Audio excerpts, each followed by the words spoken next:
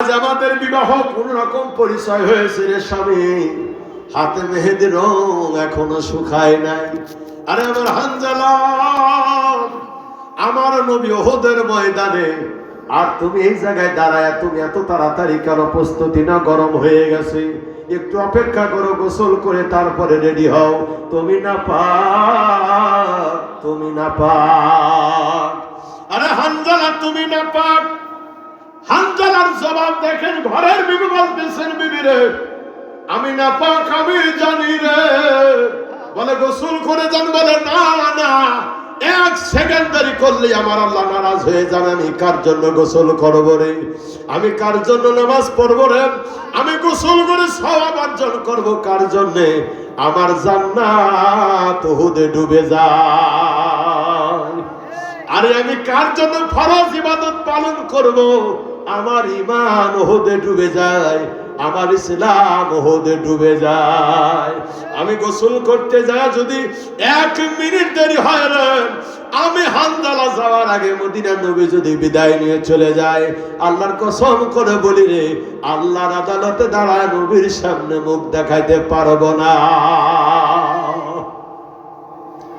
আমার আমল বড় নাকি নবী বড় রে? বাসর ঘরের বউ বড় নাকি আমার নবী বড়? মা বাবা বড় নাকি আমার নবী বড়? গোসল ফরজ, তাতে কি এটা বাদ দাও? তামাম ইবাদতের চাইতে এখন আমার কাছে আমার নবী বড়। আরে বিবি তরবারি নিলাম হাতে, যদি কোনদিন নবীর কদম থেকে যুদ্ধের ময়দানে বীর হয়ে যদি আমাকে আল্লাহ বিজয় বেশে আবার দুনিয়ার হায়াতে ফিরাইয়া দেয় রে বিবি, দেখা হবে। আর যদি এইবার জনমের মতো বিদায় নিয়ে চলে যায়, দুনিয়ায় দেখা হবে না রে বিবি, দেখা হবে তোমার সাথে জান্নাতে।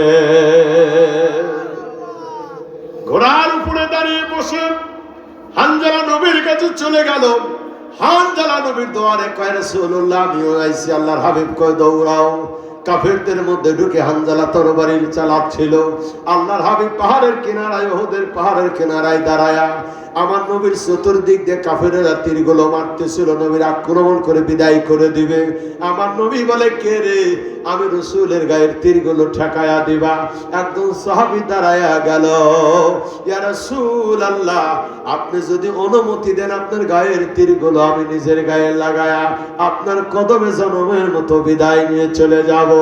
আমার নবী বলেন, সাহাবী, আমার জন্য যদি তুমি মারা যাও, তোমার ঘরের ছোট ছোট বাচ্চারা বাবা বাবা বলে ডাকে, কয় লাগবে না দুনিয়ার বাবার ডাক। ঘরের মায়া নয়, মা বাবার মায়া নাই, বেটা বেটির মায়া নাই, দুনিয়ার কারো মায়া নাই রাসূল। এই অন্তরে আপনার প্রেম মোহাব্বত পুরা ভরা। আল্লাহর হাবিব কয়, তুমি কি পারবা? বলে, হে। আমার নবীর সামনে দাঁড়ায়া গেল। জোরে কোন মারহাবা। আমার নবীর গায়ের তীর যেই দিক দিয়ে আসে রে, সাহাবীটা দৌড়ায় রাসূলের সামনে যায় দাঁড়ায়া নবীর গায়ের তীর নিজের কলিজায় লাগায়। এইরকম চতুর্দিকের তীরগুলো নবীর গায়ে লাগতে দেয় না।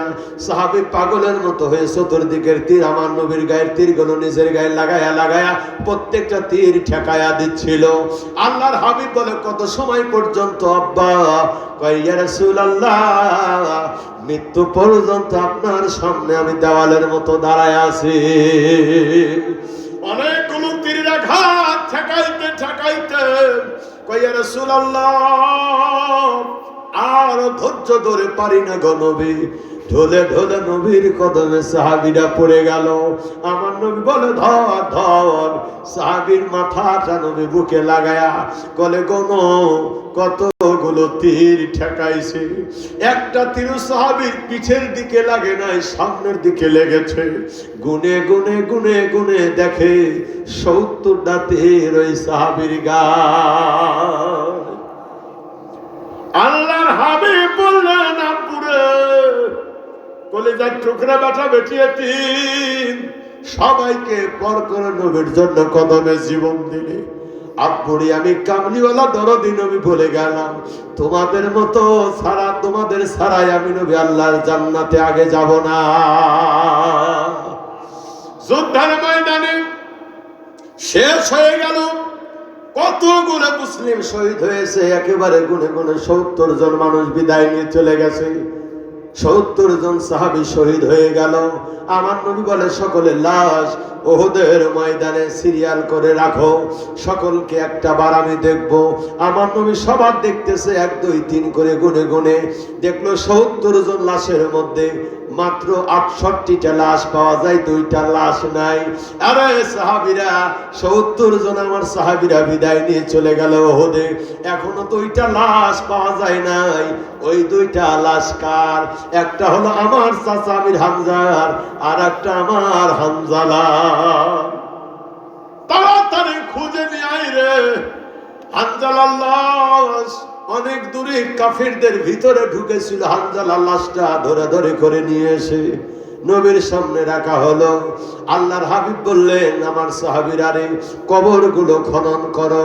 এই সাহাবী যারা ইন্তিকাল করেছে যুদ্ধের ময়দানে, তাদের পরনের কাপড়গুলো দিয়া, রক্তমাখা দেহ দিয়া গোসল না করায় আমি আজ ওহুদে আমি তাদেরকে দাফন করব। যুদ্ধের ময়দানে যারা মারা যায়, শহীদদের গোসল হবে না, রক্ত মাখা দেহগুলো নিয়ে তাদেরকে কবরে দাফন করা হবে। পরনের কাপড়গুলা কাফনের কাপড় হবে। কবরগুলো খনন করা হচ্ছিল। একটা সাহাবী দৌড়ায়, একটা মহিলা দৌড়ায়া দৌড়ায়া বহুদূর থেকে ক্লান্ত দেহ নিয়ে সাহাবীদের ক্যাম্পে দাঁড়ায়া আমার নবীর সাথে দেখা করবে। সাহাবীরা যেতে দেয় না, কই একটু সুযোগ দেন, আমার নবীর সাথে গোপন কথা। আল্লাহর হাবিব বললেন, আরে আমার সাহাবীরা, কে আমার মারে আটকাইছে, একটু ছেড়ে দাও। কিসের কথা? আমি নবী নিজের কানে শুনব। মহিলা দ্বারা বললেন, ইয়া রাসূলুল্লাহ, আমি আপনার কদমে আমার আরজি। রাসূলুল্লাহ বললেন, আম্মুরে, কি তোমার নাম, কি তোমার পরিচয়? মহিলা দাঁড়ায়া কয়, ইয়া রাসূলুল্লাহ, গতকাল বিকালে কি মদিনায় একটা বিয়ে পড়াইছেন? বলে, হ্যাঁ, একজনের বিয়ে পড়াইছি, তার নাম আমার হানজালা।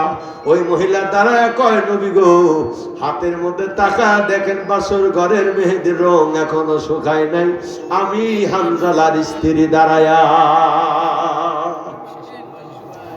আমি হানজালার ঘরের বিবি। নবী গো, যুদ্ধের ময়দানে যারা মারা যায়, কারো হাত নাই, কারো পা নাই, কারো চোখ নাই, অঙ্গ প্রত্যঙ্গ নাই, রক্ত মাখা দেহগুলো নিয়ে কবরে দাফন করা হবে। ইয়া রাসূলুল্লাহ, আমি হানজালার বিধবা স্ত্রী, আপনার কাছে আমার আরজি গোপন কথা আপনারে বলি। আপনি সবাইকে গোসল না দিলেও যুদ্ধের ময়দানে আমার হানজালার একটু গোসল